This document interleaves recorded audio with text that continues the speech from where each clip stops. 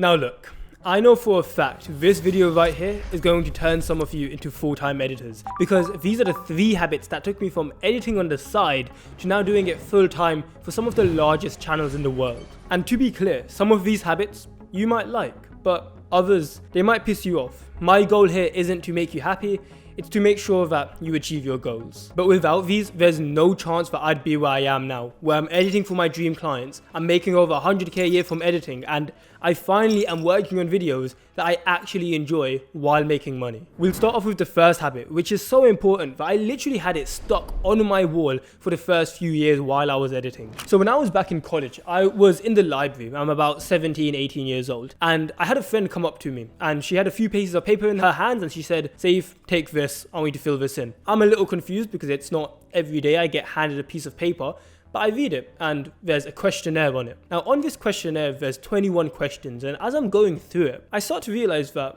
I've heard of these questions before. I ask her what the questionnaire is for and is it for your psychology class? She says yeah, and it turns out that what they were studying is something called the locus of control. Locus of control is how much of your situation do you take responsibility for. So someone with an internal locus of control takes responsibility and says, the reason this situation is happening is because of me. But someone with an external locus of control would say, this thing is happening because of XYZ that's happening outside of me. For example, let's say you're at the gym and you're thirsty because you have no water on you. You might say, I'm thirsty right now and it's so annoying because this gym doesn't have a tap that I can drink from and it doesn't even have a place that I can buy a water bottle. Oh, this gym is terrible. While someone with an internal locus of control might say, oh, I forgot to bring my water bottle, that's why I'm thirsty right now. And what these studies found is people with these internal locus of controls tended to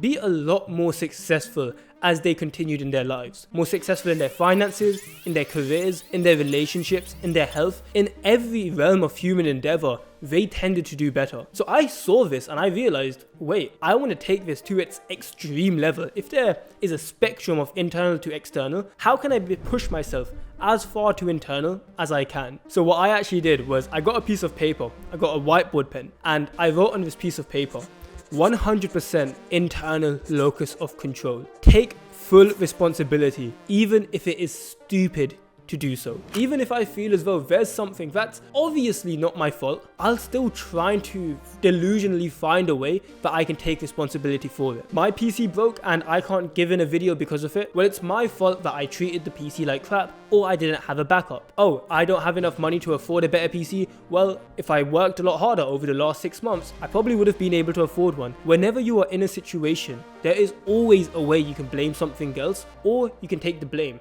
It can go either way. It's just building the habit of bringing it onto yourself, because that way at least you have a way of fixing things when they go wrong. And once you've gotten that mindset side of things out of the way, you can actually start thinking about what actually makes you money. Well, one of the best ways to figure out how to make money consistently is actually to look at the editors who are making money inconsistently. Because if we can figure out what they're doing wrong, we can just inverse that and build that habit for ourselves. What I'm going to give you are the exact questions that I run through with editors when they come to me with the problem of I'm getting inconsistent clients. First of all, I'll ask them, how many previews have you posted in the last month? So how many cut up versions of your edits have you posted on social media? And the second question is, how many outreach have you been sending a day for the last month? Now, the reason I ask these questions is because I'm trying to figure out what are the inputs that you've been putting in. What you'll realize about client acquisition is it's not this mysterious thing where you get lucky or you kind of just have to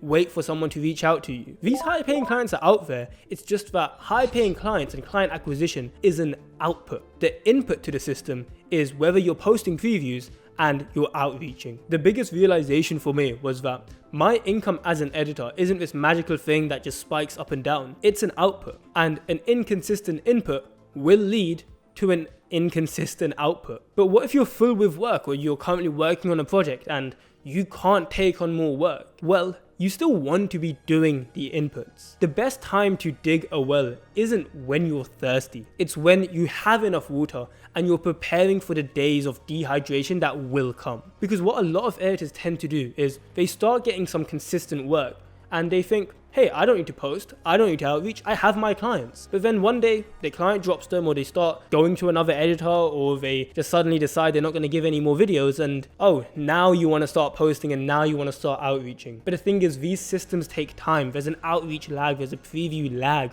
which means the time you start doing the inputs isn't when you're going to start seeing the outputs. It usually does have a delay. So start doing the inputs even when you don't need them, so that when you do, at least it's there. But even when you've taken full control for your situation, you're also doing all the inputs. There's still one more habit that you need to keep in mind, otherwise everything is going to fall apart. And that is to treasure the vessel. When I was getting into editing, it was sort of a mix between a ton of different hobbies. I liked gaming, I liked making videos, I liked editing, but I also really enjoyed the self-improvement and just the making progress side of life. But something really interesting would happen when I would focus on my own self-improvement. I would start going to the gym, I would start being more social, and then I would realize that it's kind of getting in the way of my work. I just simply didn't have the time sometimes. And it wasn't too bad at first. I would just not go to a few workouts, maybe work out twice a week instead of 5 times a week, etc. But after a few months, I actually ended up not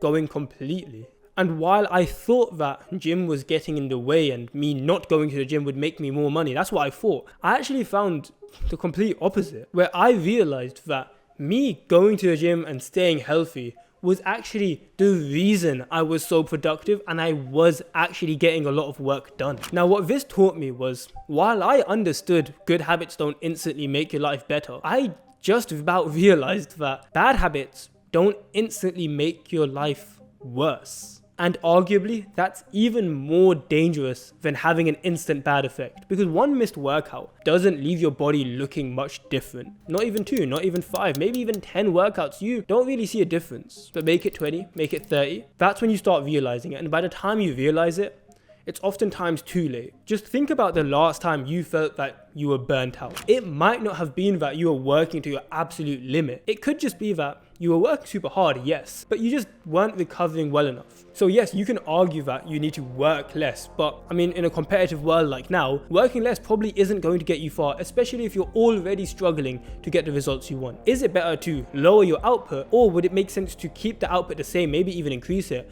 but just make sure we're recovering well while we're doing it? A great quote by one of my mentors, Sam Ovens, is, "The business is only as strong as the entrepreneur that it's sitting on." So your business is literally sitting on your head.